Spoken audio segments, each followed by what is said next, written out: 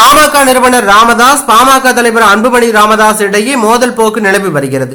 ராமதாஸ் அன்புமணி ராமதாஸ் மீது பல்வேறு குற்றச்சாட்டுகளை முன்வைத்தார். இருவரும் தனித்தனியாக ஆலோசனை கூட்டத்தை நடத்தி வருகிறார்கள்.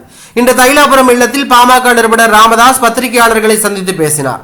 அப்போது பேசிய அவர், வருகின்ற ஆகஸ்ட் 10ஆம் தேதி பூம்புகாரில் பாமகவின் மகளிர் மாநாடு நடைபெறும்.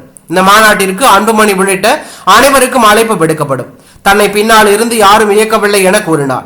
இதனையடுத்து ராமதாசுடன் அன்புமணி ராமதாஸ் சந்திப்பு நிகழுமா என பத்திரிகையாளர்கள் கேள்வி எழுப்பிய போது, உலகில் பல அதிசயங்கள் நடப்பதாகவும் அது எப்போது எப்படி நடைபெறும் என சொல்ல முடியாது எனவும் அவர் பதிலளித்துள்ளது பரபரப்பையும் அதிர்ச்சியும் ஏற்படுத்தி உள்ளது.